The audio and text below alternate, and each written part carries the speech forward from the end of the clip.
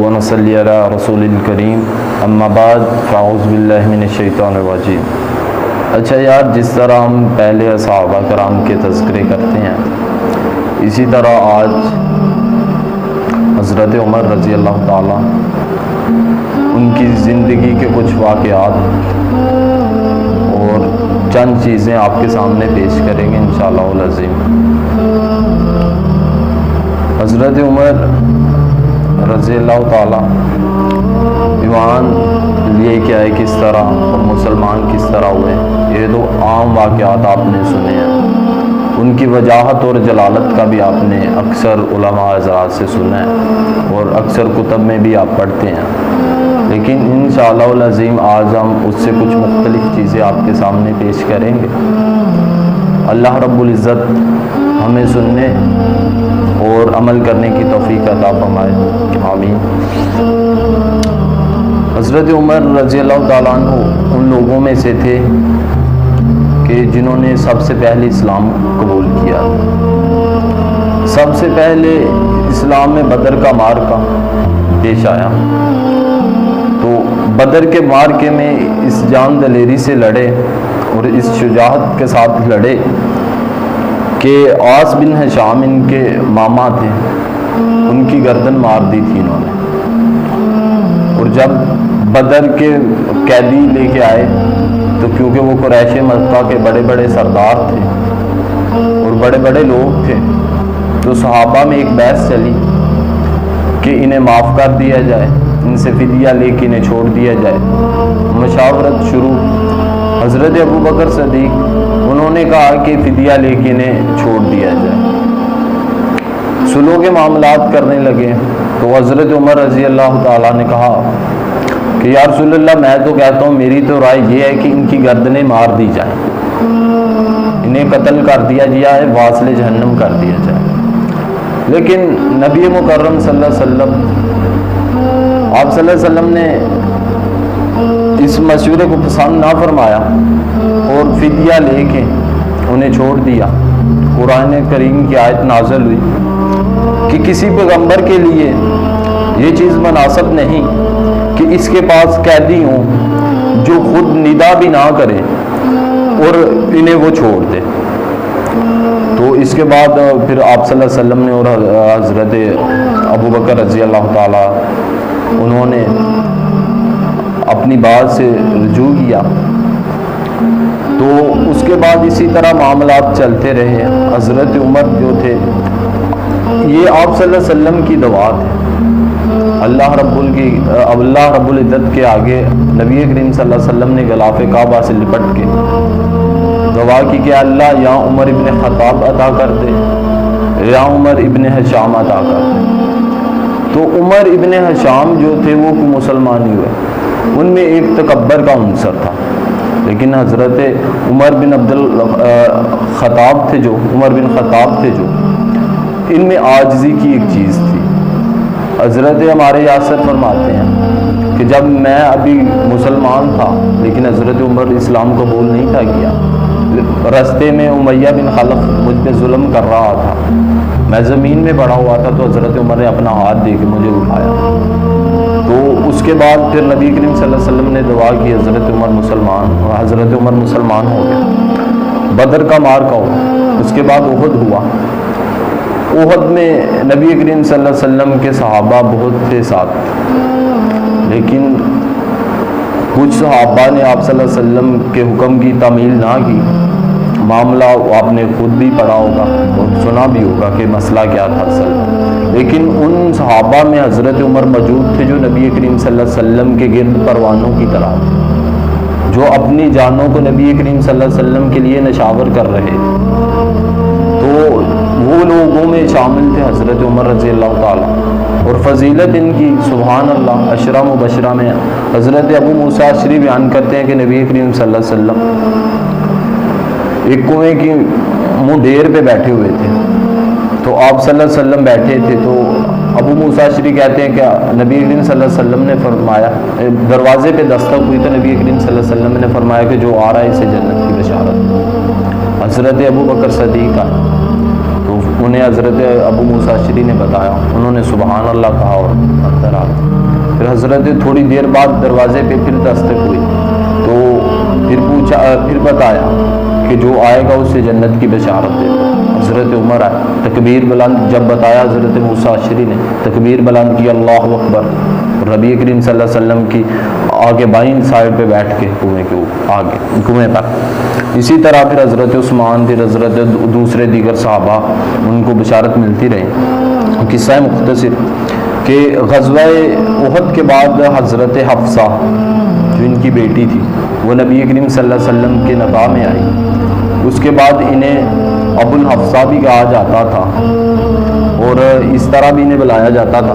تو حضرت عمر نے اسی طرح زندگی گزاری آپ صلی اللہ علیہ وسلم کے ساتھ، سبھی معرکوں میں شامل تھے، بدر میں، احد میں، خندق میں، حنین میں۔ تو خندق میں نفیر عام تھی، آپ صلی اللہ علیہ وسلم نے ہر کسی کو کہا تھا تو سارے صحابہ نبی کریم صلی اللہ علیہ وسلم کے ساتھ چلے۔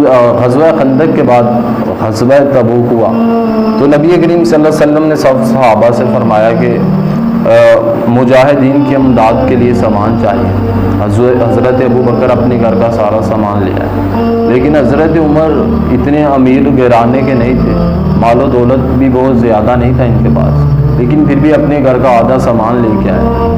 اور ایک یہودی تھا، اس سے انہیں زمین کا کچھ حصہ ملنا تھا، وہ حصہ بھی اسلام کے لیے، مسلمانوں کے لیے وقف کر دیا۔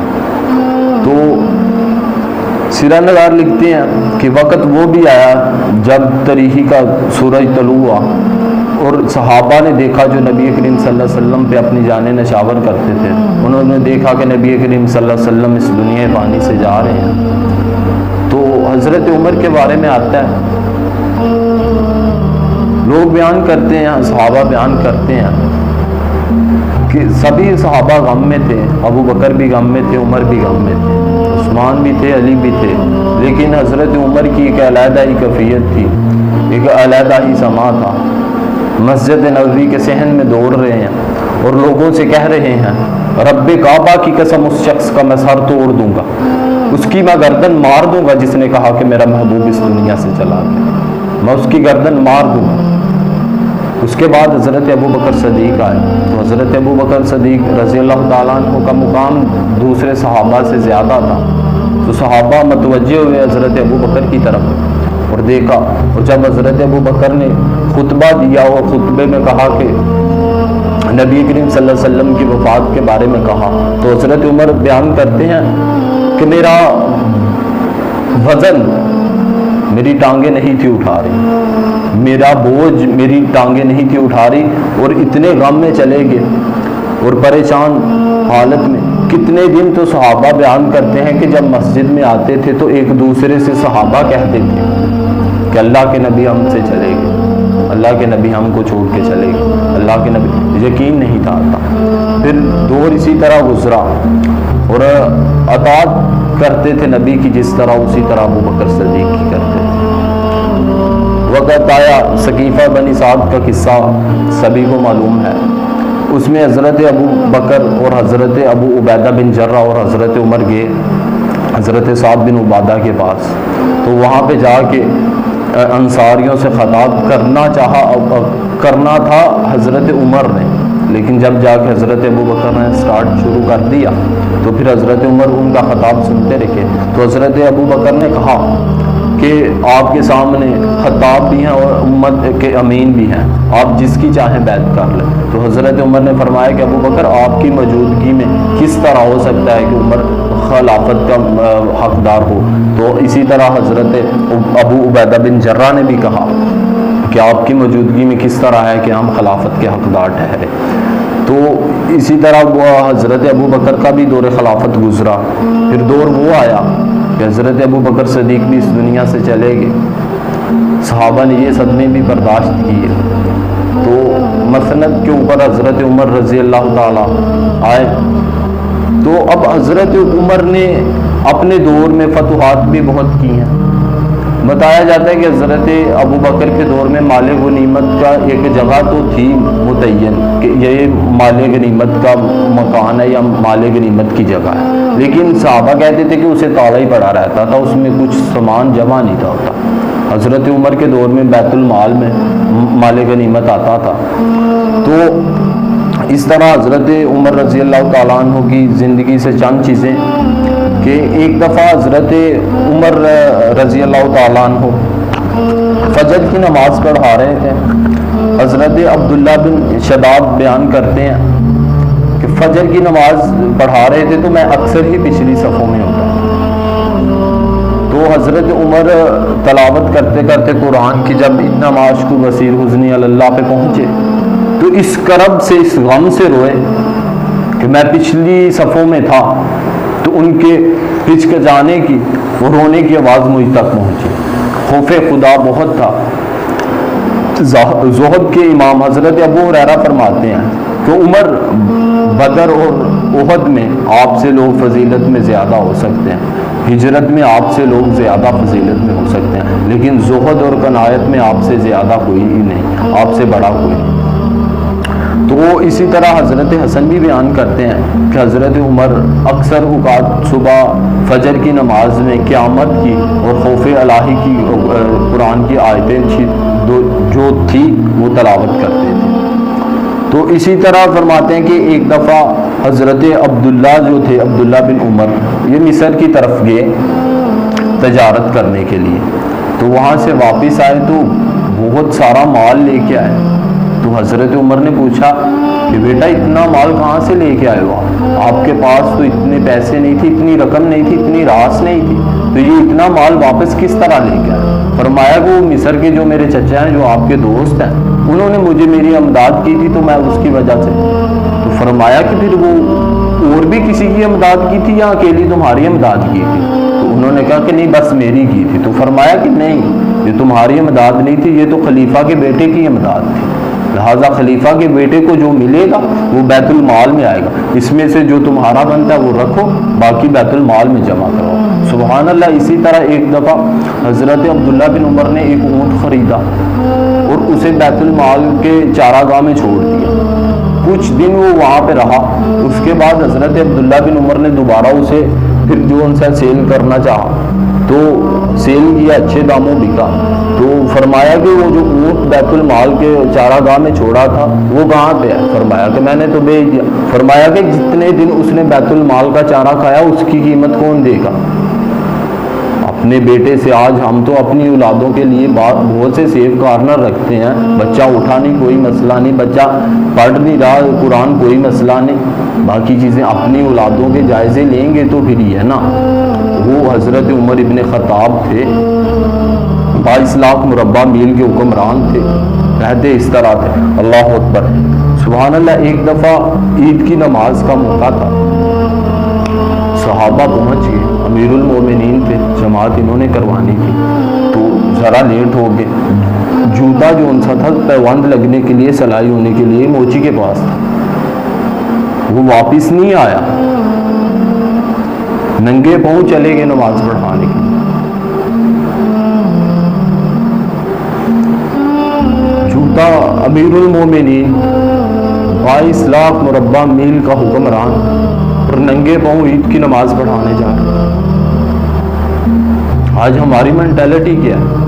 ہمارے کام کے جانے کے کپڑے علیحدہ، جوتے علیحدہ، گھر میں رہنے کے کپڑے علیحدہ، مسجد میں آنے کے کپڑے علیحدہ، جوتے علیحدہ، ہمارا تو اللہ اکبر۔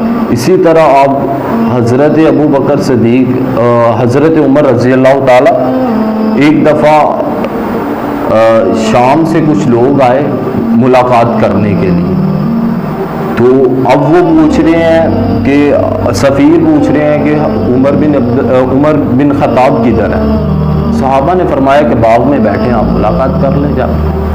وہاں پہ دیکھا تو وہ واپس آیا، اس نے کہا وہاں پہ تو تینوں غلام ہیں، ایک جو ہے اس کی تو بہت ہی خستہ حالت ہے اور دو ذرا درست ہیں، اور ایک روٹی تھی وہ ہی تینوں بانٹ کے کھا رہے تھے۔ اب ان میں خلیفہ کون ہے ہمیں تو نظر نہیں آیا، وہ تو غلام۔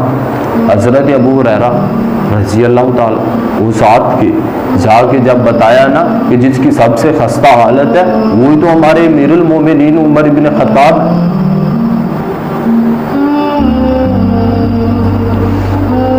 اسی طرح ایک دفعہ درزی کے پاس چلے گئے اپنے کرتے کو پیوند لگوانے.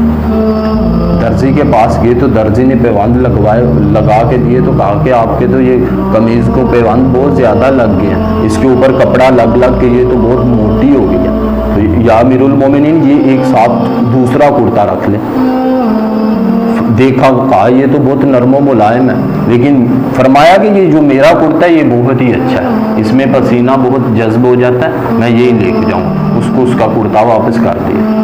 اور جب کبھی ایران عراق مصر سے کچھ لوگ طائف گفٹ لے کے آتے تو وہ واپس کر دیتے, اور اس شدت سے کرتے کہ دوبارہ کسی کی ضرورت نہ ہوتی گفٹ دینے کی. ایک دفعہ ان کی زوجہ ام کلثوم تھی, تو انہوں نے مصر کے جو تھا نا حاکم اس کو کچھ عطر بھیجے تحفے کے طور پہ. وہ عطر بھیجے, اس نے وہ عطر رکھے اور ان عطروں کی شیشیوں میں اس نے ہیرے جواہرات بھر کے واپس بھیجے. وہ جب پہنچے حضرت عمر کے پاس تو فرمایا کہ تمہارے عطر کی اتنی قیمت تو نہیں تھی, یہ تمہارے عطر کی اتنی قیمت تو نہیں تھی, یہ کس طرح تم اپنے پاس رکھ رہے, لہٰذا جو اجرت بنتی ہے وہ رکھو, باقی بیت المال میں جمع کرو. سبحان اللہ, اس طرح کی زندگی گزاری ہے. پھر ایک دفعہ اس طرح ہوا کہ صحابہ نے کہا, وہ جب مسئلہ ہوا نا کہ لوگوں نے کہنا شروع کر دیا کہ ان کے امیر المومنین ہے, تو پتہ ہی نہیں چلتا غلام کون ہے حاکم کون ہے. تو لوگوں نے کہا کہ یار حضرت عمر سے کہتے ہیں کہ ایک دور تھا جب اسلام پہ غربت تھی, فقر تھا, اب تو کیسر و کسریٰ فتح کر لیا, اب تو دنیا کے خزانے قدموں میں مسلمانوں کے, تو اب تو زندگی ذرا بہتر گزارے, اب تو ذرا اچھے کپڑے پہن. اب بات یہ تھی کہ یہ بات حضرت عمر سے کس نے کرنی؟ حضرت علی امیر المومنین, وہ تو خود زہد کے امام تھے, ان سے کہا کہ بھائی آپ کہیں. انہوں نے کہا کہ اگر کوئی اور بات ہوتی تو میں کہتا عمر سے. تو عمر تو اس طرح حضرت علی کی اس طرح قدر کرتے تھے, اس طرح احترام کرتے تھے کہ حضرت علی کے متعلق وہ فرماتے ہیں کہ اگر علی نہ ہوتا تو میں تباہ ہو جاتا. اکثر معاملات میں حضرت علی ان کی رہنمائی فرماتے تھے. فرمایا لیکن یہی چیز کی ترغیب میں نہیں دوں گا عمر کو. تو لوگوں نے کہا, پھر صحابہ نے دوبارہ پھر مشاورت کی. فرمایا کہ ام المومنین حضرت عائشہ اور حضرت حفصہ سے کہتے ہیں. اب اللہ اکبر, اتباع کا لیول چیک کریں. مجلس لگی ہوئی ہے, لوگ بیٹھے ہوئے ہیں, امیر المومنین بات سنتے ہیں. پیغام آیا کہ ام المومنین حضرت عائشہ صدیقہ, انہوں نے بلایا. واللہ با خدا سیرت نگار لکھتے ہیں کہ وہ مجلس کو چھوڑ کے بھاگتے ہوئے حضرت عائشہ کے پاس پہنچے, اور حضرت عائشہ بیان کرتی ہیں رضی اللہ تعالیٰ کہ اتحیات کی طرح بیٹھے, سینٹر میں پردہ تھا. تو فرمایا اور پوچھا, اماں جان میں لیٹ تو نہیں ہوں, اماں جان میں نے آنے میں دیری تو نہیں کر دی؟ تو حضرت عائشہ نے فرمایا کہ نہیں عمر آپ جلدی آ گئے. تو پوچھا کہ اماں جان کیا کام تھا؟ فرمایا کہ عمر ایک دور تھا مسلمانوں پہ فقر تھا, غربت تھی, پیسے نہیں تھے, تنگ دستی تھی, لیکن اب تو اللہ نے ہر چیز دے دی, دولت مال ہر چیز مل گئی, غلام مل گئی. تو اب لوگ صحابہ اس چیز کا اعتراض کرتے ہیں کہ دوسرے ملکوں کے سفیر آتے ہیں, وہ اس چیز سے پریشان ہوتے ہیں کہ جب آپ ان غلاموں میں بیٹھ کے ان سے ملاقاتیں کرتے ہیں, صحابہ شرمندگی محسوس کرتے ہیں. آج بھی کچھ اس طرح ہوتا ہے نا کہ ہم اپنے مثلاً کہ کئی اچھے دوستوں میں ہوں تو ہم اپنے والد صاحب کو ان کے پاس نہیں لے کے جاتے کہ نہیں ابا جان تسی رہن تو تہاڈا لیول نہیں ہے ساڈے یار, سانو شرمندگی ہوئے. تو حضرت عمر تھے, انہوں نے کہا کہ اماں جان آپ نبی کریم صلی اللہ علیہ وسلم کا دور بھول گئے, آپ کو وہ دن یاد نہیں جب نبی کریم صلی اللہ علیہ وسلم اس دنیا سے جا رہے تو آپ کے گھر میں تو تیل نہیں تھا, وہ دن یاد نہیں جب نبی کریم صلی اللہ علیہ وسلم کے پاس کھانے کے لیے کچھ نہیں تھا. فرمایا اماں جان اگر نبی کریم صلی اللہ علیہ وسلم نے یہ ترغیب ہمیں نہیں دی تو آپ کیوں دے رہی ہے؟ اٹھ کے چلے آئے حضرت عائشہ سے اجازت لے. حضرت حفصہ نے بلایا, حضرت حفصہ کے پاس گئے, انہوں نے کہا کہ ابا جان اس طرح صحابہ کہہ رہے ہیں آپ چینج کر رہے ہیں. فرمایا کہ افسا وہ دن بھول گئی ہو جب ایک دفعہ دری ڈال دی تھی, نرم کر دیا تھا بستر کو. تو نبی کریم صلی اللہ علیہ وسلم صبح حضرت بلال کی اذان سے اٹھے تھے, تو آپ صلی اللہ علیہ وسلم نے کیا فرمایا تھا؟ فرمایا تھا کہ افسا تو نے مجھے دنیا کی عیش و عشرت میں ڈال دیا, تو نے مجھے دنیا کے سکون اور دنیا کے معاملات میں ڈال دیا, میرا کیا تعلق ہے اس دنیا کے معاملات سے, تو نے مجھے اللہ سے غافل کر دیا. فرمایا اس چیز کی ترغیب دے رہی ہو تم لوگ عورتیں مجھے, تو وہاں سے بھی اجازت لی واپس آ. اب جن صحابہ نے کہا تھا وہ انہوں نے کہا کہ جو بات آپ کہتے ہیں وہ بھی ٹھیک ہے, لیکن جو عمر کہتا ہے وہ بہت ہی ٹھیک ہے. یہ چیز تھی, اس طرح انہوں نے زندگی گزاری تھی. سبحان اللہ. اسی طرح ایک واقعہ ملتا ہے کہ ایک دفعہ طبیعت خراب ہو گئی, طبیب آئے, طبیبوں نے بتایا کہ شہد کی ضرورت ہے. اب شہد بیت المال میں تھا, اپنی تو 1 یا 2 درہم ان کی تجویز رکھی تھی انہوں نے اپنی. وہ بھی کہتے تھے کہ اگر میرا دل کرے گا تو میں لوں گا, مجھے ضرورت ہوگی تو میں لوں گا, اگر مجھے ضرورت نہیں تو پھر میں نہیں لوں گا. سبحان اللہ. طبیعت خراب ہوگی, طبیب نے کہا کہ آپ کو شہد استعمال کرنا ہے. تو بیت المال میں تھا شہد, اعلان کروایا, لوگوں کو, مسلمانوں کو جمع کیا اور مسلمانوں سے پوچھا کہ مجھے شہد کی ضرورت ہے, اگر آپ لوگ اجازت دیں تو میں استعمال کر لوں. مسلمانوں کی امانت سمجھتے تھے حضرت عمر بیت المال کو.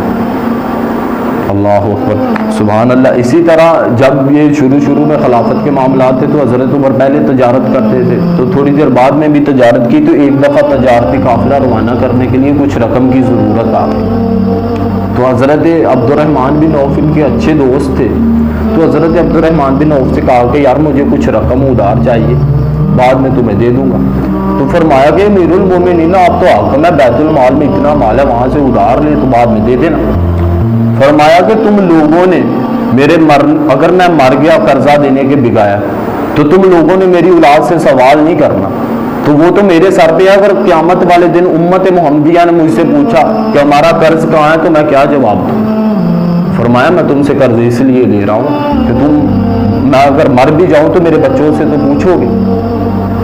اللہ سے اس طرح وہ لوگ ڈرتے تھے. اچھا وہ کون لوگ تھے جنہیں جنت کی بشارتیں تھیں, جنہیں نبی کریم صلی اللہ علیہ وسلم نے فرمایا تھا کہ یہ جنتی, جنہیں اللہ رب العزت نے فرمایا, نبی کریم صلی اللہ علیہ وسلم نے فرمایا کہ عمر آئے تو شیطان راستہ چھوڑ دیتا. وہ لوگ تھے, ڈرتے تھے اس قدر اللہ سے ڈرتے تھے وہ لوگ. آج تو ہم طویل مسائل کو بہانہ بنا کے جنت فٹ کرے اپنے آپ پہ, تو وہ لوگوں نے زندگی اس طرح گزاری تھی. سبحان اللہ. ایک اس طرح بھی واقعہ پیش آیا کہ صبح کا وقت ہے, اعلان کروا دیا کہ مسجد نبوی میں لوگ جمع ہو جائیں. اب لوگ جمع ہو گئے, سوچا کہ شاید کسی محاذ پہ شکست ہوگی مسلمانوں, یا کوئی آفت آ گئی مسلمانوں پہ, اس لیے عمر بن خطاب جو ان سے مثلا کے لوگوں کو جمع کر رہے. اچھا جب مسجد نبوی میں پہنچے سب لوگ, تو انہیں بتایا کہ ایک دور تھا تو عمر کے گھر میں فاقے تھے. عمر بچپن میں تھا تو عمر کے گھر میں فاقے تھے, قحط آ جاتا تھا, 3 4 ماہ اپنے گھر میں کھانا ہی نہیں تھا. تو میرے گھر والے مجھے خالہ کے یہاں بھیج دیتے تھے, تو میں وہاں پہ ان کی بکریاں چرایا کرتا تھا. ان کی بکریاں چراتا تھا تو شام کو 1 مٹھی کشمش اور کبھی 1 مٹھی کھجورے. تو فرماتے کہ میں بڑا تناور تھا, قداور تھا, اس سے میرا کچھ بھی نہیں تھا بنتا, میں نے وہ بھی وقت گزارا. تو بس یہ بات 2 باتیں کر کے مجلس ختم کر دی. ظہر کا ٹائم ہوگا, لوگوں سے کہا کہ نماز پڑھو. اذان ہوئی, نماز پڑھی, لوگ چلے گئے. اب حضرت عبد الرحمن بن عوف کے دوست تھے اچھے رضی اللہ تعالیٰ, انہوں نے فرمایا کہ یار عمر اچھا بھلا تو سیاح سمجھدار آدمی, 22 لاکھ مربع میل کا حکمران, تو معاملات چلاتا ہے, حکومت چلا رہا ہے, فوج کو چلا رہا ہے, تو یہ کیا چیز آپ نے بیان کرنے کے لیے لوگوں کو جمع کیا؟ فرمایا کہ آج مصر سے لوگ آئے تھے کچھ, اور وہ مجھے کہہ رہے تھے کہ عمر تیرے تذکرے, عمر تیری باتیں, عمر تیرا جاؤ جلال, عمر مانا جاتا ہے, لوگ ڈرتے ہیں. آج بھی کافر کانپتا ہے عمر تیرے نام سے, وہاں پہ بھی عمر تو ادھر بیٹھا ہے, لوگ وہاں پہ ڈرتے ہیں تیرے نام سے. تو فرمایا کہ میرے دل نے مجھے اکسایا اس چیز پہ، واہ عمر کیا بات ہے تیرا تو بڑا دبدبہ ہے، تیرا تو بڑا نام ہے، تیری تو جاہو جلالت ہے، لوگوں کے اوپر تیری داغ بیٹھی ہوئی ہے۔ فرمایا کہ یہ چیزیں میرے دل میں آئی، اس کو میں نے ذلیل کرنے کے لیے لوگوں کو اپنی اوقات بتائی کہ میں اس طرح تھا پہلے۔ سبحان اللہ، اس طرح کی زندگی۔ اور آج لوگ بات کرتے ہیں امیر المومنین کے متعلق کہ انہیں اہل بیت سے محبت نہیں تھی۔ سبحان اللہ۔ ایک دفعہ اس طرح ہوا کہ مسجد نبوی کے ممبر پر کھڑے تھے، خطبہ دے رہے تھے، حضرت حسین کھڑے تھے بازار میں، بچوں کے ساتھ کھیل رہے تھے، عبداللہ بن عمر بھی وہیں پہ موجود تھے۔ تو عبداللہ بن عمر سے حضرت حسین نے کہا کہ وہ جو آپ کے بابا خطبہ دے رہے ہیں نا ممبر کے اوپر، وہ تو ہمارے غلام ہیں، ہمارے نانا کے غلام ہیں وہ۔ شام ہوئی، حضرت عمر گھر آئے، حضرت عبداللہ بن عمر بھی گھر آئے رضی اللہ تعالیٰ۔ تو بات کی حضرت عبداللہ بن عمر نے حضرت عمر سے کہ بابا جان آج حسین اس طرح کہہ رہے تھے آپ کے متعلق، بابا جان آج حسین نے یہ بات کی ہے۔ تو حضرت عبداللہ بن عمر فرماتے ہیں کہ میرے بابا لیٹے تھے، حضرت عمر لیٹے تھے چارپائی کے اوپر، جلدی سے اٹھے اور فرمایا کہ یہ بات کہی تھی حسین نے میرے لیے، اس طرح کہا تھا، کیا کہا تھا دوبارہ پھر تو بتاؤ مجھے۔ ایک دفعہ سنا، پھر کہا پھر بتاؤ کیا کہا تھا حسین، دوبارہ پھر بتائے، پھر کہا کہ یہ حسین سے لکھوا کے لے کے آنا۔ حضرت حسین سے لکھوایا، پھر اپنے بیٹے کو نصیحت کی کہ میرے بیٹے جب میں فوت ہو جاؤں، اس دنیا سے چلا جاؤں، تو میری میت کے ساتھ رکھنا، کل قیامت والے دن میری بخشش کے لیے یہی کافی ہو۔ سبحان اللہ۔ اسی طرح تھا کہ ایک دفعہ حضرت حسن آئے، امیر المومنین مسجد نبوی کے ممبر پہ تھے، حضرت حسن آئے ممبر سے اتار دیا، کہا یہ تو میرے نانا کا ممبر ہے، تم اس پر کس طرح خطابت کر رہے ہو، نیچے اتر جاؤ۔ نیچے اتر گئے تو حضرت حسن نے کہا کہ جاؤ اپنے نانا کے ممبر پہ جا کے بات کرو، اپنے نانا کے ممبر پہ جا کے لوگوں سے بات کرو۔ انہوں نے کہا کہ میرے تو بابا کو کوئی ممبر ہی نہیں، میں تو اونٹ چرانے والا تھا، میرے بابا کا تو کوئی ممبر ہی نہیں، یہ تو آپ کے نانا کی برکت سے ہی ہمیں یہ چیزیں ملی۔ تو پھر حضرت حسن نے دوبارہ انہیں پھر ممبر پہ کھڑا کر دیا اور ممبر پہ کھڑے ہو کے کہا کہ واللہ ایک اللہ کے نبی تھے جنہوں نے اس ممبر پہ مجھے کھڑا کیا تھا، اور یہ ایک نواسا ہے ان کا جس نے مجھے ممبر سے نیچے اتار دیا، اور دنیا کی کوئی طاقت مجھے اس ممبر سے نیچے اتار نہیں سکتی۔ سبحان اللہ۔ آپ نے حضرت عمر کی جلالت اور وجاہت تو سنی، حضرت عمر بہت ہی زہد اور تقوی والے تھے، اللہ سے ڈرنے والے تھے۔ اللہ اکبر، سبحان اللہ۔ اس طرح انہوں نے زندگی گزاری۔ تو کس طرح وہ اپنے جس عہدے پہ تھے اس کی قدر کرتے تھے، کس طرح وہ اپنی ذمہ داری سمجھتے تھے۔ ایک دفعہ شام سے واپس آ رہے تھے، رستے سے واپس آ رہے تو حضرت علی رضی اللہ تعالیٰ اور حضرت عبداللہ بن مسعود تھے ساتھ۔ تو فرمایا کہ یہاں رک کے میں تھوڑا دیکھ نہ لوں لوگوں کو، میں چیک نہ کر لوں میرے علاقے کے لوگ کیسے ہیں، کس طرح زندگی بسر کر رہے ہیں۔ تو ایک گلی سے گزرے، وہاں گھر تھا ایک، اس کے اندر ایک اماں جی تھی، وہ کہہ رہی تھی کہ اللہ عمر کو برباد کرے، عمر کو تباہ کرے، آج کتنے ہی دن سے میں بھوکھی، عمر کو میری فکر ہی نہیں، عمر کو میری خبر ہی نہیں۔ اب حضرت عمر نے جب سنا تو خوف خدا تھا نا، آج کل کے ہم ہوتے، ہمارے پاس تو یونین کی کوئی چدراہٹ آ جائے تو جناب ہم تو کسی کو کچھ سمجھتے، ماں باپ سے بات کرنے کے انداز تبدیل ہو جاتے ہیں ہمارے، ہم میٹرک پاس کر لیں ماں باپ سے ہم بات کرنا، ہمارا لہجہ چینج ہو جاتا ہے، ہم کہتے ہیں کہ ابا جانا آپ کو اس طرح کرنا نہیں آ رہا، آپ کو اس طرح نہیں بتانا آ رہا، وہ ایک زوم میں آ جاتے ہیں ہم، ہمارا پروٹوکول ہے ایک معیار ہے۔ وہ امیر المومنین تھے، وہ جلدی سے دستک دی اماں کے پاس گئی، اماں کیا مسئلہ، کیوں عمر کو اس طرح کہہ رہی ہے؟ فرمایا، اماں کہتی ہے کہ آج کتنے دن میرے گھر میں چولہا نہیں جلا، میں بھوک سے پریشان۔ جلدی سے گئے بیت المال میں، اپنے کندھے پہ اٹھا کے بوری لے کے آئے سامان کی، جو میسر تھا ان کے پاس اس وقت، وہ لے کے آئے، کہا اماں یہ بناؤ۔ فرمایا اماں عمر کو معاف کرو گی؟ اس نے کہا میں عمر کو کبھی معاف نہیں کروں گی، روز محشر میں اسے پکڑوں گی۔ فرمایا اماں اتنی بڑی ریاست ہے، اتنا بڑا ملک ہے، وہ کس طرح؟ تو اماں کہتی ہے کہ جب اتنی بڑی حکومت کو وہ دیکھ نہیں سکتا تو حکومت کیوں کر رہا ہے، چھوڑ دے۔ اللہ. تو حضرت عمر نے ان سے پھر منت سماجت کی. ابھی اسی طرح گرا رہے تھے, اس کی منت سماجت اس عورت کی کر رہے تھے. حضرت علی, حضرت عبداللہ بن مسعود باہر تھے. دیکھا گیا امیر المومنین اندر پریشان کس وجہ سے, جلدی سے اندر آئے اور کہا یا امیر المومنین کیا مسئلہ ہے. سبحان اللہ, جب اس عورت نے سنا کہ امیر المومنین عمر بن خطاب یہ ہے, وہ تو پریشان ہوگی نا, شاک ہوگی کہ یہ کیا میں کہہ رہی ہوں. تو فرمایا اماں اب عمر کو معاف کرو گی کہ نہیں؟ کہا میں کروں گی معاف. حضرت علی سے فرمایا کہ وہ چمڑے کا ٹکڑا لے کے آ. اماں سے کہا اماں یہ جو میں نے چیزیں آپ کو دی اس کے عوض آپ مجھے معاف کر رہی ہو؟ فرمایا اماں یہاں پہ لکھ کے دو, کل قیامت والے دن اگر تم سوال کرو گی تو میں یہ دکھا تو سکوں گا کہ میں بری ذمہ تھا, میں نے آپ کو ادا کیا تھا. سبحان اللہ. اسی طرح حضرت عمر سے ملاقات کرنے کے لیے ایک دور دہات سے ایک بدو آیا. ابھی شام تھی, رستے میں دور سے آیا تھا تو مدینے کے باہر ہی تھا, تو شام ہو گئی. تو اس کی عورت بھی امید سے تھی, حاملہ تھی, تو اس نے وہیں پہ خیمہ لگا لیا, تو وہیں پہ رک گیا. اچھا سبحان اللہ, وہیں پہ رک گیا. تو اب حضرت عمر تھے نا, آج ہم تو سو جاتے ہیں نا شام, ہمیں کوئی چیز کوئی ڈیوٹی مل جائے تو ہم تو کہتے ہیں کہ ٹھیک ہے صبح ہوگی تو دیکھی جائے.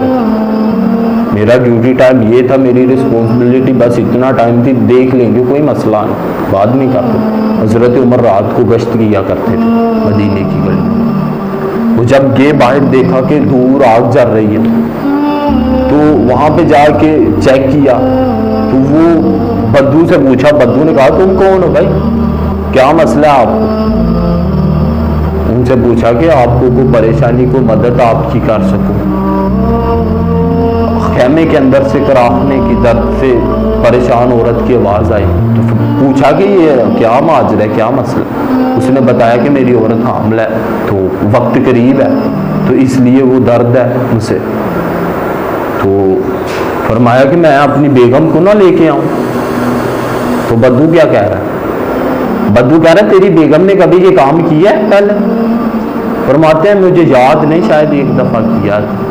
اس نے کہا چل صحیح, گا رہے ہیں. اپنی بیگم سے کہا ہے, ساتھ لے کے گئے, ساتھ وہ کچھ سامان دلیا اور گھی لے کے گئے. اب امیر المومنین رات کا وقت لکڑیاں جمع کر رہے ہیں آگ جلانے کے لیے, لکڑیاں جمع کر کے آگ جلائی. اب امیر المومنین کبھی دائیں کر رہے ہیں کبھی بائیں کر رہے ہیں, وہ کھیر تیار کر رہے ہیں. تو دور سے بدو کیا کہہ رہا ہے؟ بدو کہہ رہا ہوں تمہیں کچھ کام کرنا بھی آتا ہے کہ نہیں آتا؟ اسی طرح لگے ہو بات کر رہے, کیا کر رہے؟ اس طرح اس زوم میں وہ بات کر رہا ہے امیر المومنین سے. تھوڑی دیر بعد جب ولادت ہوئی تو آپ کی بیگم باہر آئی. اس نے کہا یا امیر المومنین مبارک ہو, اللہ نے انہیں بیٹا عطا کیا. وہ تو بدو کے تو ذہن میں بھی نہیں تھا, وہ تو لوگ تھے کہ جو پہلے کیسروں کی صراع کی غلامیوں میں تھے, انہیں تو اس چیز کا آئیڈیا ہی نہیں تھا کہ نبی پیغمبر آخر الزمان کے امتی اور غلام کس طرح کے ہوتے ہیں, اور نبی کریم صلی اللہ علیہ وسلم کی تعلیمات کس طرح کی. اللہ اکبر. تو جب اسے پتا چلا تو وہ تو ڈر گیا, بھاگا. حضرت امیر المومنین نے روکا اسے. سبحان اللہ, انہوں نے زندگی اس طرح کی گزاری تھی. تو ایک دفعہ ایک صحابی ہے, وہ بیان کرتے ہیں کہ میں نے حضرت اوف بن مالک رضی اللہ تعالیٰ, وہ بیان کرتے ہیں کہ مجھے خواب آیا, میں حضرت ابو بکر بھی تھے اور حضرت عمر بھی تھے. تو میں نے کہا کہ امیر المومنین, حضرت ابو بکر سے کہا کہ امیر المومنین میں نے آج خواب دیکھا ہے حضرت عمر کے متعلق. ایک تو عمر دنیا کی پرواہ نہیں کرتا, دوسری چیز کہ اسے خلافت ملے گی, اور تیسری چیز اسے شہادت ملے گی. تو حضرت عمر بھی تھے پاس ہی. تو حضرت عمر نے فرمایا کہ ابو بکر کے سامنے تو مجھے خلافت کا کہہ رہا, مجھے خلافت کی کیا طریقہ تربیت, مجھے تو میں کیسے کر سکتا ہوں خلافت. اور فرمایا کہ شہادت مجھے کس طرح آئے گی, شہادت تو دلیر اور جنے لوگوں کو آتی ہے. حضرت ابو بکر نے فرمایا کہ عمر عاجزی نہ کر, اللہ نے یہ چیزیں تجھ میں رکھی ہیں. اور فرمایا کہ اس خواب سے مجھے سن کے خوشی بھی ہوئی ہے اور غم بھی ہوا ہے کہ تم جیسا دلیر آدمی، تم جیسا بہادر آدمی یہاں سے چلا جائے گا اس دنیا سے۔ تو اس طرح تھا۔ پھر وقت وہ بھی آیا کہ تریحیوں کا سورج طلوع ہوا اسلام کے لیے، اور اسلام میں فتنے پرور ہونے لگے۔ حضرت عمر، حضرت مغیرہ بن شعبہ تھے، ان کا ایک غلام تھا پارسی، اس کے متعلق بتایا کہ وہ مینا کاری بہت اچھی کرتا ہے، اسے بلایا گیا، اس میں 1000 جزیہ تھا۔ اب اس پارسی کا یہ تھا کہ میرا یہ جزیہ جو ان سے نہ معاف کر دیا جائے، لیکن عمر تو تھی اپنی اولاد کے لیے رعایت نہیں تھی کرتے اصولوں کے اوپر، تو اس کی کس طرح رعایت کرتے؟ فرمایا کہ یہ تو نہیں ہو سکتا۔ تو ویسے اس سے پوچھا کہ سنا ہے تو کوئی چکی بناتا ہے جو ہوا سے چلتی ہے اور آٹا بھی بنتا ہے؟ اس نے کہا کہ عمر چکی تو میں ایسی بنا کے دوں گا کہ تو یاد کرے۔ وہ چلا گیا تو حضرت امیر المومنین نے کہا کہ صحابہ سے کہا کہ تمہیں پتہ ہے یہ کیا کہہ کے گیا؟ یہ میرے قتل کی دھمکی دے کے گیا مجھے، تو کیونکہ بظاہراً اس کا جرم ظاہر نہیں ہوا تو اس لیے میں اس پہ کوئی حد نہیں لگا سکتا۔ اچھا وہ چلا گیا، کچھ ٹائم گزرا کہ امیر المومنین حضرت عمر رضی اللہ تعالیٰ فجر کی نماز، کوئی سیرہ نگار لکھتے ہیں کہ تکبیر اولیٰ کہہ کے شروع کر دی تھی نماز، کچھ کہتے ہیں کہ نماز شروع نہیں تھی، برکیف جو بھی تھا، 2 دھاری خنجر تھا اور اسے زہر کی لگی تھی، وہ حضرت عمر کے پیٹ پہ چلایا، اس نے وار کیے، اس کے بعد صحابہ تھے ان پہ وار کیے، تقریباً اس واقعے میں 7 صحابہ شہید ہوئے تھے، ٹوٹل 10 صحابہ زخمی ہوئے تھے، ان میں بھی 7 صحابہ شہید ہو گئے تھے اور حضرت عمر بھی تھے۔ اچھا ایک چیز یہاں پہ سمجھنے کی ہے، اور اللہ کی قسم یہ جس کی سمجھ میں آ جائے، چیز بہت ہی سمجھنے والی ہے اگر کسی کی سمجھ میں آ جائے، آج جو ہماری سمجھوں میں نہیں آ رہے۔ اچھا اسباب قائم کرنے سنت ہے، سب سے پہلے اسباب قائم کرو۔ اب امیر المومنین کو خنجر لگا تو کیا کہہ رہے ہیں عبد الرحمن بن عوف سے کہ عبد الرحمن پہلے نماز مکمل کرو۔ اب اس چیز کو سوچئے ذرا، تو وہ پہلے اپنی امداد کے لیے، اپنا اسباب قائم کرنے کے لیے طبیب کو بلا سکتے تھے نا، عذر تھا پاس نا، لیکن کیا فرمایا کہ پہلے نماز مکمل کرو۔ اللہ اکبر، نماز مکمل ہوئی، اس کے بعد حضرت سیدنا عمر ابن خطاب کو لوگ لے کے گئے اور ان کا دوا دارو کرنے لگے۔ اچھا ان کی زندگی میں ایک واقعہ کہ ایک صحابی وہ کہنے لگا کہ یا امیر المومنین ایک وقت تھا کہ ہم نے اسلام کے لیے بہت کچھ کیا، بدر لڑا، احد لڑا، حنین لڑا، خندق لڑی، خیبر بھی لڑا، تو اللہ اس کے بدلے تو ہمیں معاف کر دے گا۔ اور نبی کریم صلی اللہ علیہ وسلم کی وفات کے بعد بھی ہم نے بہت نمازیں پڑھی، بہت روزے رکھے، بہت فتوحات کی، بہت سے لوگوں نے ہمارے ہاتھ پہ اسلام قبول کیا، تو ہمیں جنت تو لازم ملے گی نا۔ تو حضرت عمر نے کیا فرمایا؟ فرمایا اللہ کی قسم، قسم اس ذات کی جس کے قبضے میں عمر کی جان ہے، یہ سارے اعمال کے برابر، اس سارے اعمال کی عوض اگر اللہ رب العزت مجھے جہنم کے عذاب سے آزاد بس کر دے نا، عراف کے مقام پہ ٹھہرا دے، تو وہی میرے لیے کافی ہے، وہی چیز میرے لیے کافی ہے۔ اللہ اکبر، سبحان اللہ۔ ان کی میت پہ حضرت علی، لوگ کہتے ہیں نا اختلاف تھے ان کے، حضرت علی ان کی میت پہ کیا کہہ رہے ہیں؟ حضرت عبداللہ بن عباس بیان کرتے ہیں، کہتے ہیں کہ ایک شخص تھا، کھڑا تھا حضرت عمر کی میت کے اوپر، اس کے کندھے پہ شاید ہاتھ رکھا تھا، تو فرماتے ہیں کہ وہ کہہ رہا تھا کہ جو اعمال عمر لے کے اس دنیا سے گیا کاش وہ اعمال میں لے کے چلا جاتا، جو اعمال عمر اس دنیا سے لے کے چلے گئے کاش میں وہ اعمال لے کے جاتا۔ اور ادب اور اطاعت رسول کا وہ پہلو، سبحان اللہ، زخمی حالت میں تھے، کوئی شخص، کوئی صحابی آیا تو دیکھا تو اس کے ٹکنوں سے نیچے شلوار، تو زخمی حالت میں فرمایا کہ اپنی شلوار کو اپنے پہنچوں سے اوپر کرو، اسے ٹکنوں سے اوپر کرو۔ اللہ اکبر۔ تو تو اس طرح صحابہ نے زندگی گزاری تھی. وہ اللہ کو ایک مانتے تھے اور سمجھتے تھے کہ جس زمین پہ ہم بیٹھے ہیں اس کے اوپر ایک مالک ہے جس نے ہمارے اوپر نبی بھیجا ہے, جس نے ہمارے لیے کتاب نازل کی ہے. آج ہم تو رمضان میں پورا قرآن